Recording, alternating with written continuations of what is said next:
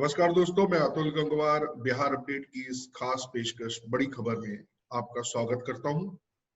आज बिहार की तमाम छोटी बड़ी खबरों पर चर्चा करने के लिए हमारे साथ मौजूद हैं वरिष्ठ पत्रकार रवि पाराशर जी। रवि जी, आपका स्वागत है। धन्यवाद अतुल। हमारे साथ मौजूद हैं वरिष्ठ पत्रकार अनीता चौधरी जी। अनीता जी, आपका भी स्वागत है। बहुत शुक्रिया। और हमारे साथ मौजूद हैं मनीष वत्स जी। मनीष जी, आपका भी स्वागत है। धन्यवाद। मनीष जी, आज क्या है सोशल मीडिया पर, क्या है तमाम बड़ी खबरें, जरा एक बार पहले इसके बारे में बताइए। जी, एक खबर जो फेसबुक और ट्विटर पे चल रही है, हालांकि न्यूज में भी है, वो है जेडीयू के संस्थापक सदस्य स्वर्गीय दिग्विजय सिंह की पत्नी पुतुल सिंह, जो कि आरजेडी में शामिल होने जा रही है। बिहार के लिए एक बड़ी खबर है और राजपूतों का एक बहुत बड़ा चेहरा रहे हैं दिग्विजय सिंह। और उनकी पत्नी 2010 में उनकी मृत्यु के बाद निर्दलीय बांका से सांसद बनी थी। बाद में वो भाजपा में शामिल हो गई थी। 2014 में उन्होंने भाजपा की टिकट से चुनाव लड़ा था। तब चुनाव आरजेडी से वो हार गई थी और फिर 19 में उनको टिकट नहीं मिला, क्योंकि बांका का सीट जेडीयू के पास चला गया था। उनकी बेटी श्रेयसी सिंह है, जो नेशनल शूटर है। कॉमनवेल्थ गेम में उनको गोल्ड मेडल भी मिला था 2018 में। वो भी शायद चुनाव लड़ने जा रही हैं। उन्होंने राजद से कुछ सीटें डिमांड की है और जो समझौता होगा उसके तहत वो राजद में शामिल होंगी।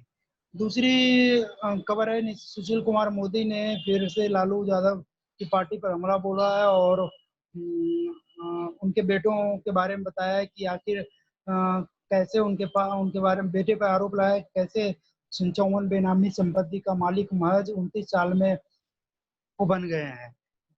चार्टर्ड प्लेन में वो बर्थडे मनाते हैं, ये सब पैसे कहाँ से आए। उसके बाद तेजस्वी यादव ने भी नीतीश कुमार पे हमला बोला है। तेजस्वी यादव ने नीतीश कुमार को फ्रॉड कहा है और उनकी नीतियों में सिर्फ घोटाले हैं ऐसा कहा है। उन्होंने कहा है कि नीतीश कुमार ने 12 करोड़ बिहार वासियों का जनादेश चुराया और उनके लिए लोकलाज आड़े नहीं आया। 15 वर्ष में उन्होंने 57 घोटाले किए, क्या इसके लिए उन्हें शर्म आएगी? नीतीश कुमार ने बिहार के 2 पीढ़ियों का भविष्य बर्बाद किया है। इसके अलावा जेपी नड्डा की एक खबर है। जेपी नड्डा ने अपने बीजेपी सांसदों को टास्क दिया है कि वो अपने संसदीय क्षेत्र के भीतर हर रोज 2 ग्राम पंचायतों का दौरा करें और जाकर लोगों से मिले। तेजस्वी यादव ने भी आरोप लगाया है। उसके तहत कोविड-19 और बाढ़ को लेकर उनका आरोप है। उनका कहना है कि नीतीश कुमार इन कोविड-19 और बाढ़ को बहुत सीरियसली नहीं ले रहे हैं, जिसके कारण बिहार में दोनों की स्थिति दिन प्रतिदिन भयावह होती जा रही है। इसके अलावा कांग्रेस की एक खबर है। कांग्रेस ने आगामी चुनाव के लिए रणनीति बनाई है, जिसके तहत वो पूरे बिहार में लगभग 100 बिहार क्रांति वर्चुअल महासम्मेलन करेगी, जो कि जिसमें कि कांग्रेस के बड़े नेता, यहाँ तक कि राहुल गांधी के शामिल होने की बात है। जी, अभी तक मोटे तौर से जो दिखाई दे रहा है वो बिहार चुनावों का आगाज वर्चुअल हो रहा है, क्योंकि कांग्रेस भी अपनी वर्चुअल रैलीज करने वाली है। जेडीयू भी 6 तारीख को नीतीश कुमार अपने कार्यकर्ताओं से बात करने वाले हैं वर्चुअल, और बीजेपी ने तो वर्चुअल रैलीज की शुरुआत पहले से कर दी है, कार्यकर्ताओं से बातचीत करने की शुरुआत कर दी है।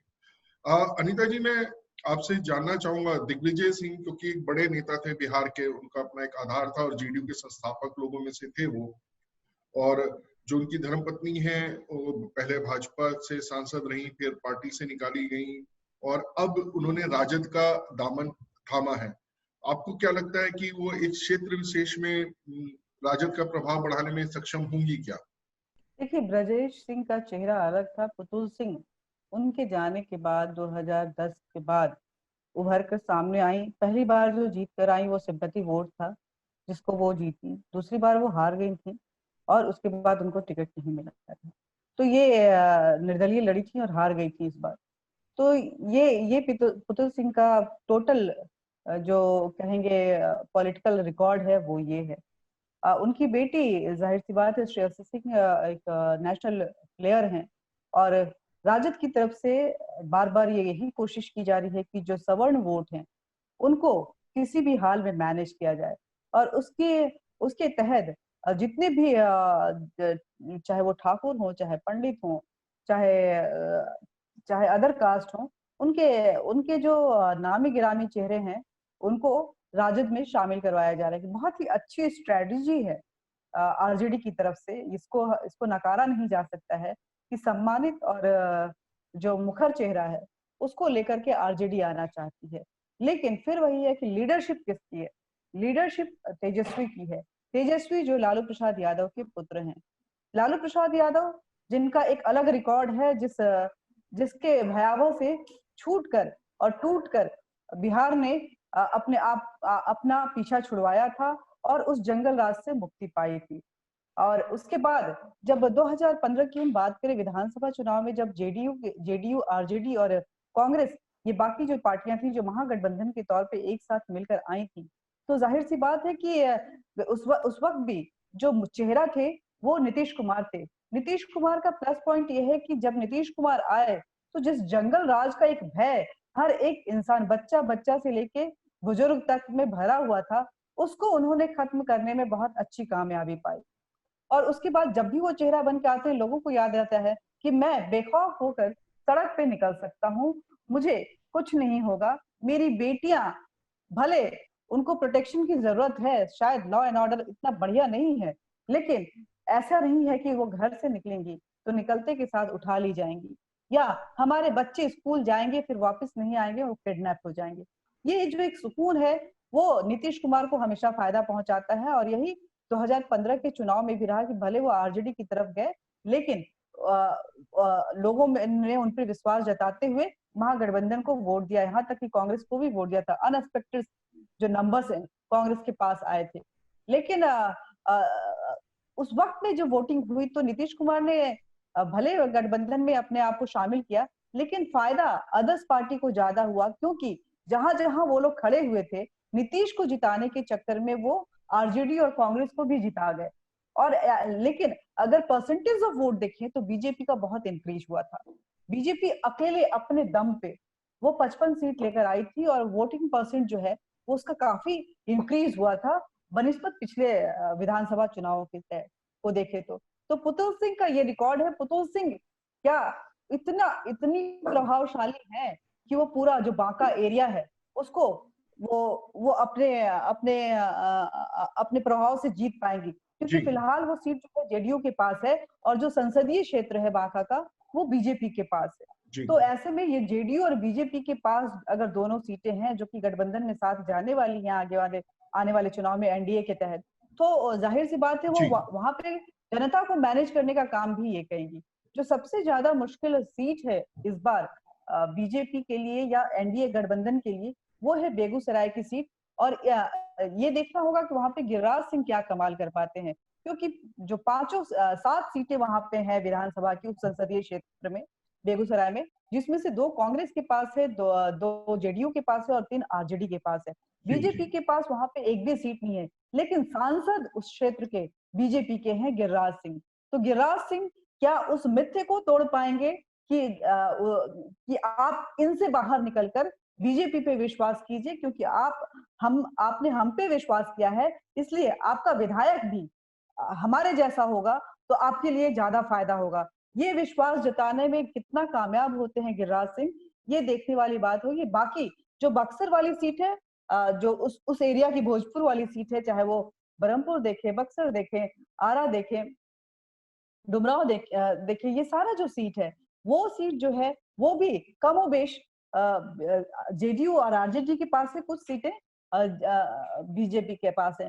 तो ऐसे में लेकिन इस बार जो राम फैक्टर है वो उस क्षेत्र पे बहुत प्रभावशाली रहेगा, क्योंकि जो राम सर्किट बनाने की बात है, बक्सर जो कि भगवान राम की जो विद्या स्थली रही है, वहीं पे उन्होंने पहला धर्म युद्ध भी लड़ा था ताड़का के साथ।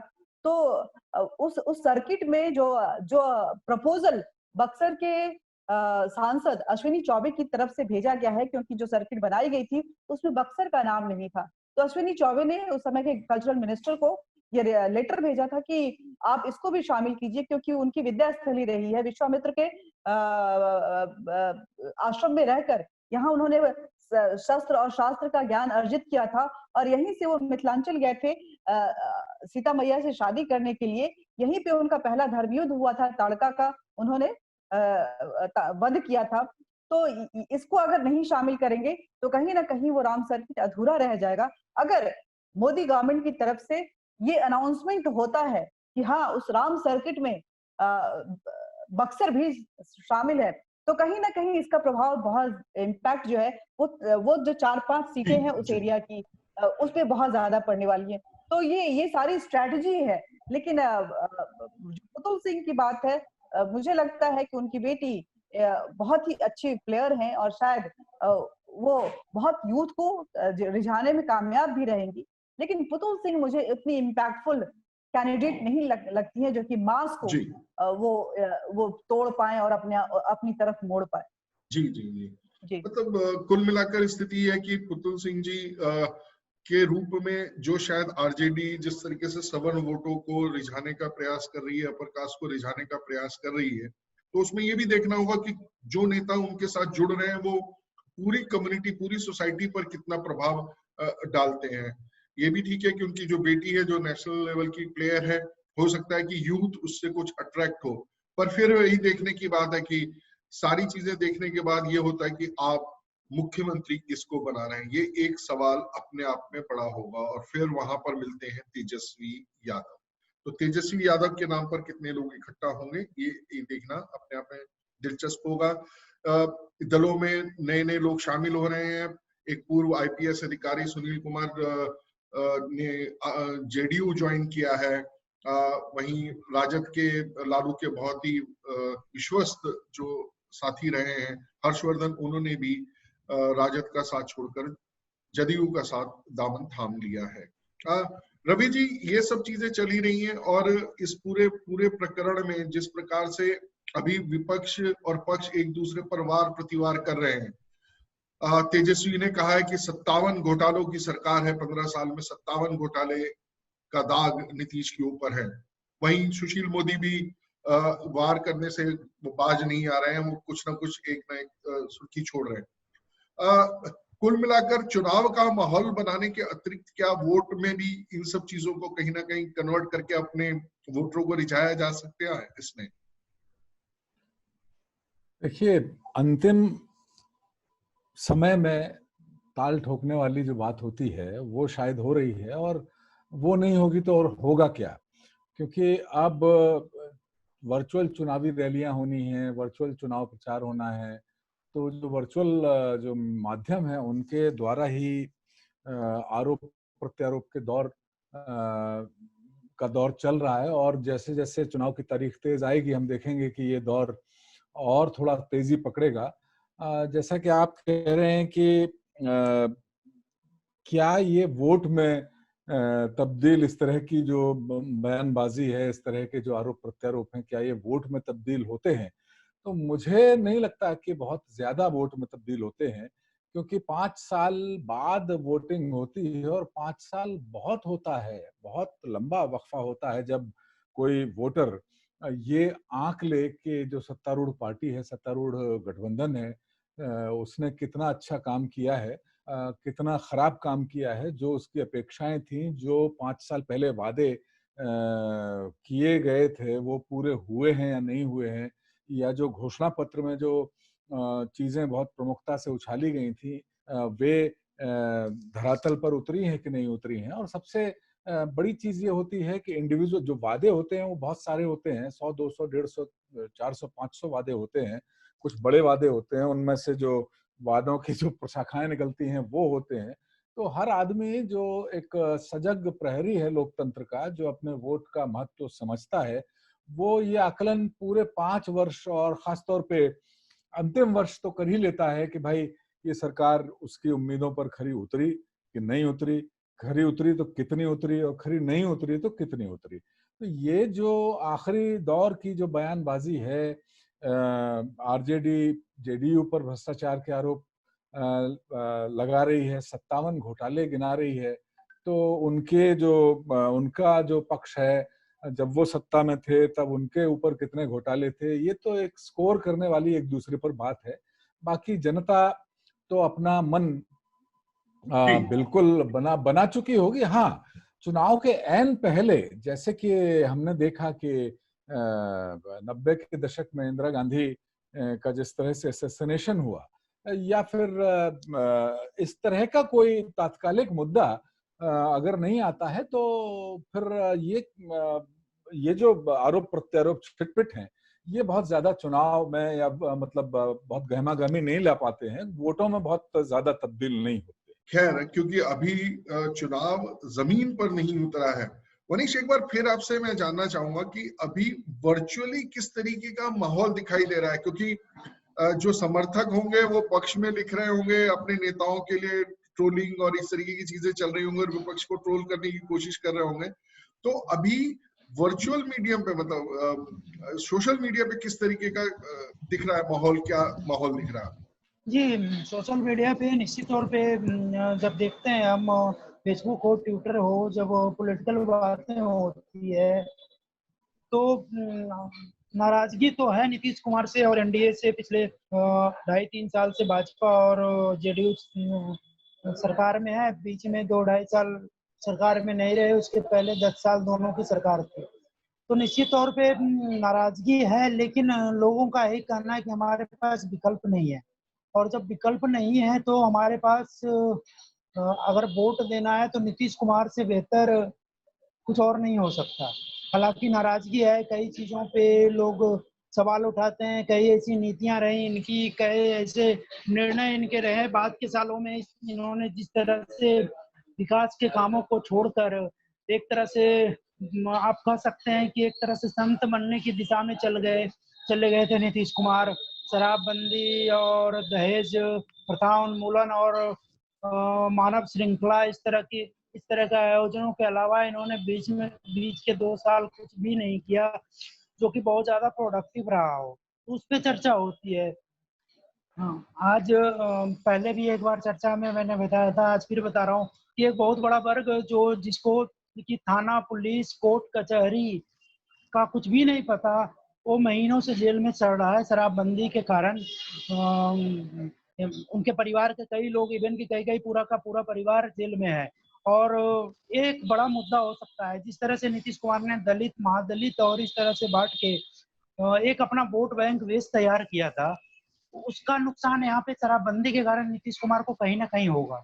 दूसरी चर्चा जो इन्होंने अभी शिक्षकों का जो सेवा शर्त और वेतनमान बढ़ाने की बात कही थी, तो लगा था कि शायद ये शिक्षक उनके पक्ष में आ जाएंगे, लेकिन ऐसी कोई बात नहीं है, क्योंकि उनकी जो डिमांड थी, उनकी जो मांग थी, उसकी चर्चा जब होती है तो ये होता है कि हमने जो मांगा तो वो मिला कहाँ। उन्होंने वेतनमान मांगा था, पे ग्रेड मांगा था, और इन्होंने 15% वेतन में इजाफा किया है। तो ये कहीं ना कहीं उनको लगता है कि नीतीश कुमार ने हमें भरमाया है, वादे करके कुछ और दे दिया, कुछ और झुनझुना थमा दिया है, तो इसका भी नुकसान नीतीश कुमार को होगा। ये भी चर्चा सोशल मीडिया पे होती रहती है। इसके अलावा लोकल स्तर पे जो भ्रष्टाचार की बातें होती है, जो जिस तरह से बालू घोटाला बहुत सारे जगहों में सामने आया, और हालांकि एक न्यूज चैनल के रिपोर्टर ने इनको फोन किया था, गुप्तेश्वर पांडे को, और उसका ऑडियो वायरल भी हुआ था। तो वो चीजें, या फिर लोकल विधायक, जनप्रतिनिधि द्वारा कुछ नहीं किया जाना, ये सारी चीजें कहीं ना कहीं इफेक्टिव होंगी चुनाव में, और लोग इस पर चर्चा करेंगे। इसके अलावा अभी जो बाढ़ और कोरोना की स्थिति है, इसमें नीतीश कुमार को कहीं ना कहीं कुछ नुकसान होने की संभावना है। जी, एक बड़ी दिलचस्प बात और है, प्रधानमंत्री शायद पहली बार बुरी तरह ट्रोल हुए हैं, उनको डिसलाइक मिले हैं मन की बात को लेकर। जो संडे को मन की बात हुई, उसमें जो लाइक है और उससे ज्यादा डिसलाइक उनको मिले हैं, और इसका कारण ये बताया जा रहा है कि नीट और जेई के जो एग्जाम्स को लेकर सरकार का रुख है कि सरकार एग्जाम कराना चाहती है। पूरा विपक्ष लगा हुआ है कि किसी तरीके से वो एग्जाम टले। हालांकि उसमें उनको सफलता नहीं मिली है, लेकिन कहीं ना कहीं कोरोना की आड़ में वो एग्जाम्स टालने का प्रयास किया जा रहा है। अनीता, आपको लग रहा है कि ये जो एग्जाम, एक तरफ तो सरकारें, राज्य सरकारें कहती हैं कि हर चीज खुल जाए, हम दिल्ली में देख रहे हैं, हम बिहार में देख रहे हैं, जनता भी सड़कों पर आराम से वैसे ही घूम रही है, लग ही नहीं रहा कि कोरोना का डर है, कोई चिंता है। उसमें क्या ये एग्जाम कराना इतना सुरक्षित था, या कहीं ना कहीं इसके पीछे भी एक कोई कॉन्स्पिरेसी है? क्योंकि एक साल अगर कोई सेशन डिले हो जाता है तो कितने लाख युवाओं को नुकसान होगा, लेकिन सस्ती लोकप्रियता की आड़ में इसको किया जा रहा है। देखिए, मैं जितने स्टूडेंट से बात करती हूँ, जेई, नीट या कैट, इन सारे एग्जाम्स के लिए स्टूडेंट का यही कहना है कि हम अपना साल बर्बाद नहीं करना चाहते। तो मुझे ये विपक्ष बोल रहा है और कांग्रेस प्रोटेस्ट कर रहा है, या किसी पार्टी, दलगत पार्टी के लोग प्रोटेस्ट कर रहे हैं, स्टूडेंट सड़क पे आके कहाँ प्रोटेस्ट करिए मुझे नजर नहीं आ रहा है।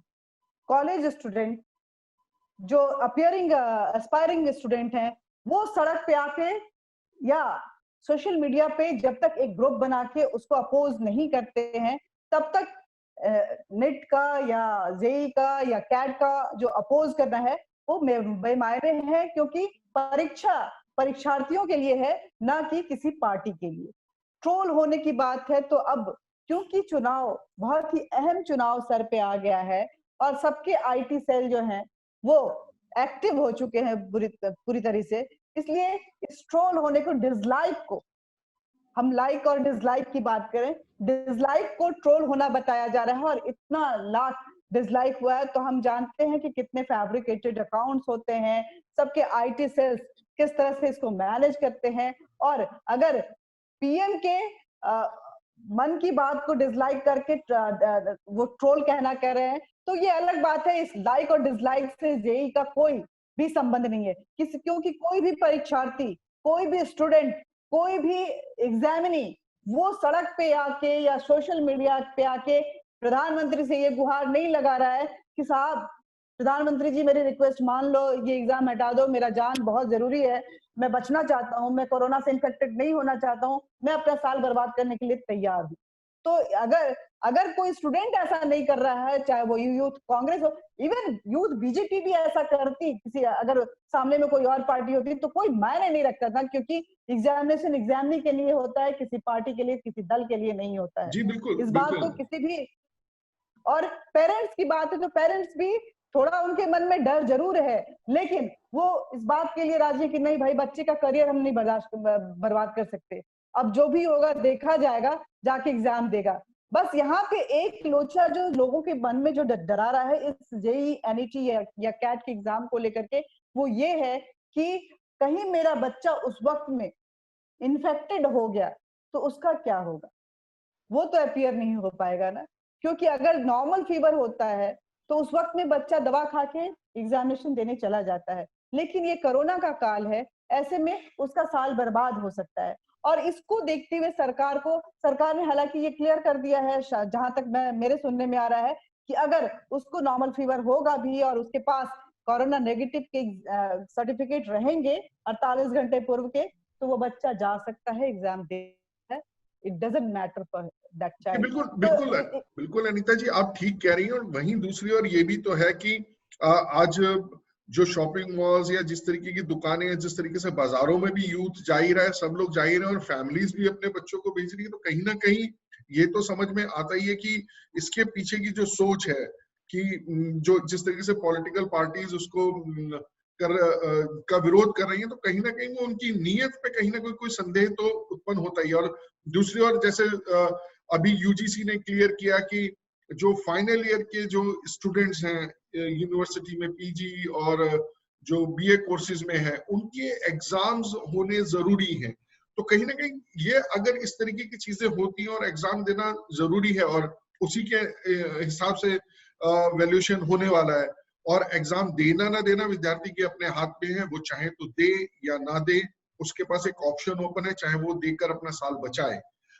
रवि जी, इस पूरे मामले में आपको राजनीति ज्यादा दिख रही है या स्टूडेंट्स की चिंता? देखिए, जाहिर है कि राजनीति ही है। और ये डिसलाइक वाला जो चलन है, अभी हमने सुशांत सिंह राजपूत वाले मामले में देखा कि जिसको ये माना जा रहा है, इस खेमे को, कि सुशांत सिंह राजपूत के लिए ऐसे हालात पैदा कर दिए गए कि उन्हें खुदकुशी करनी पड़ी या फिर उनकी हत्या हुई, ये तो प्रश्न अभी सीबीआई के पाले में है, ये सीबीआई को सुलझाना है। लेकिन हमने देखा कि एक फिल्म आई और उसमें डिसलाइक का सिलसिला एक बहुत शुरू हुआ, और उसी के तुरंत बाद अब ये जेईई मेंस और नीट की जो परीक्षा है, जो मेडिकल प्रवेश परीक्षा है, उसको जैसा आपने बताया कि प्रधानमंत्री जी के मन की बात को लेकर यूट्यूब पर जो डिसलाइक के बटन लोगों ने दबाए हैं, वो मुझे लगता है कि एक सोच समझकर, एक रणनीति के तहत और सियासी सोच के तहत ऐसा किया गया है। एक स्वतः स्फूर्त प्रतिक्रिया यूट्यूब के लोगों की नहीं हो सकती। बिल्कुल बिल्कुल। और अगर किसी को परीक्षा देनी है तो दे, नहीं देनी तो मत दे, अपना भविष्य तय करने का हक उसे है, और कोई जबरदस्ती नहीं है उसमें। लेकिन जो देना चाहते हैं, अपना साल बचाना चाहते हैं, उन्हें मौका मिलना चाहिए। और उड़ीसा में सरकार ने इस बात की तैयारियां शुरू कर दी हैं, बाकी राज्य सरकार भी अब तैयारी कर रहे हैं केंद्र सरकार के साथ मिलकर, ताकि ये परीक्षाएं सुचारू रूप से चल सके। केंद्र सरकार ने भी कहा है कि कोई भी एक सिंगल स्टूडेंट जो है उसका ख्याल रखा जाएगा।